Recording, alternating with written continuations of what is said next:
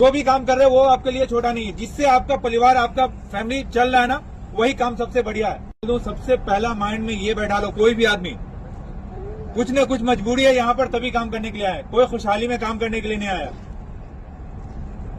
कोई भी काम कर रहे हो, कोई भी काम कर रहे हो, कोई रीगर का काम कर रहा है रीगर, हेल्पर का काम कर रहा है helper, welder, grinder, gas cutter, कोई भी जो काम कर रहे हो ना, वो अपने काम को छोटा नहीं समझो।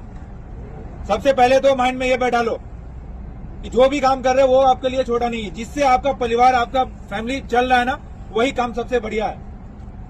जो गटर साफ कर रहा है उसके लिए भी वो बेहतर है, जो क्लीनिंग कर रहा है उसके लिए वो बेहतर है, जो लाइट चला रहा है उसके लिए वो बेहतर है, जो हवाई जहाज चला रहा है वो उसके लिए बेहतर है। बेस्ट एग्जाम्पल एक देके मैं समझाता हूँ। ये माइंड में हटा लो, एकदम माइंड में रख लो कि ऊपर वाले ने जो लिख दिया वही सही है।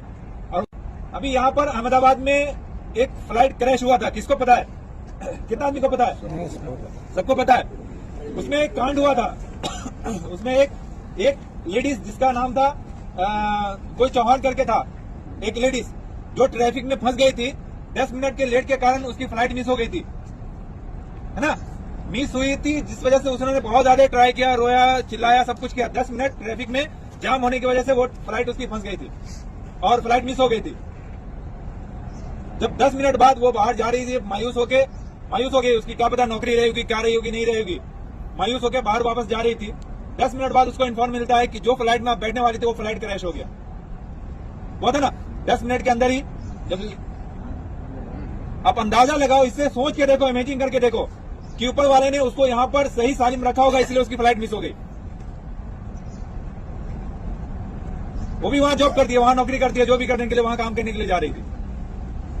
तो ऊपर वाले ने जो लिखा है ना, उसको कोई नहीं मिटा सकता है। बट अपना काम यह है कि उसको सही सालिम, अपने को सही से काम करना है तो सही से काम करना है। जो डिसिप्लिन मेंटेन करना है वो मेंटेन करना है। तो अपने काम में ये नहीं, आप माइंड में नहीं रखो कि हाउस कीपिंग करेंगे तो हम छोटा हो जाएंगे। ऐसा बिल्कुल माइंड में नहीं रखना है। बल्कि मैं यहां तक बोल रहा हूं कि अगर आप अपने जॉब पर साफ सुथरा रखते हो ना, तो आपका कल्चर, आपका बिहेवियर, आप कैसे माहौल में रहना पसंद करते हो वो बतलाता है। अमीरी गरीबी एक अलग जगह है,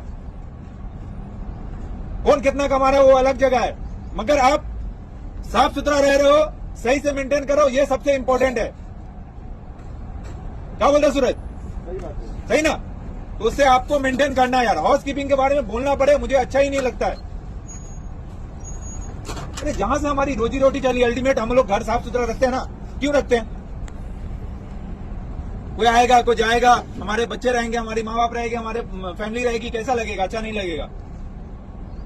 तो इसी तरह यहाँ पर है ना, यहाँ से और हमारी रोजी रोटी चल रही है, यहाँ से हम लक्ष्मी कमा रहे हैं, यहाँ से हम इनकम कर रहे हैं, तो यहाँ तो साफ सुथरा रखना पहला मेरा कर्तव्य बनता है।